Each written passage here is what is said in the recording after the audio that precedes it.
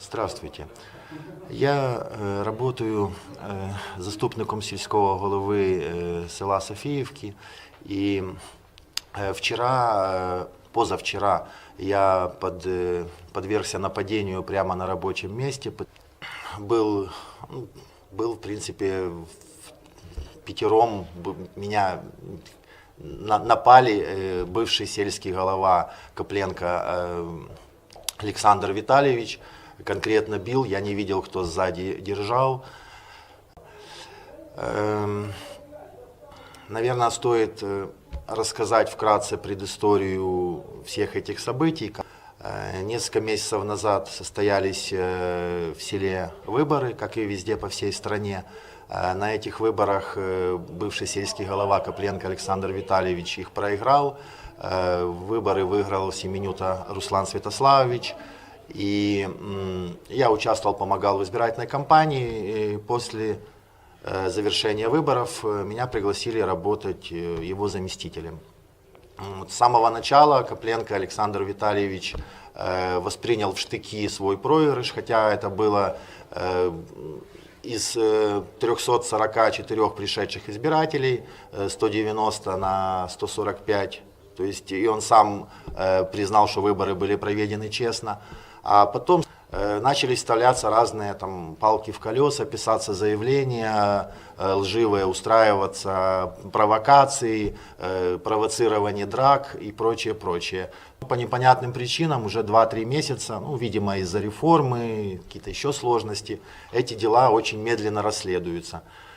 Был в матерной форме послан, когда начал фотографировать, произошло то, с чего я, в общем-то, начинал свой разговор. Был избит, сломан телефон, электронная сигарета, которые были у меня в руках. Пропали деньги, потому что меня повалили, сзади держали, порвали куртку, повалили. Выбежало много людей с соседней кафешки, разняли. И теперь пытаются это все как-то перекрутить, якобы я напал первым, хотя 2 человека все-таки дали свидетельство, что остальные настолько запуганы, как я уже говорил, что боятся, село реально запугано. То есть есть информация по неофициальным данным, но если приедут журналисты любого телеканала, я уверен, что люди на камеру это подтвердят. А пока они рассказывали, что в 2013 году Копленко Александр Витальевич организовывал тетушек, выезжали на Майдан, бесплатно кормились в этом кафешке, это верно. Потом координировалось движение, какими путями объезжать посты ГАИ. И, естественно, с того самого времени Копленко член партии регионов, так и не вышел, партия распалась, но официально он так и не вышел с нее. Запугивает и держит в страхе село, хотя уже осталось буквально несколько человек, которые ему так подчиняются и с ним, причем эти люди с уголовным прошлым. Но пока еще он был сельским головой, он оформился помощником депутатом Томенко.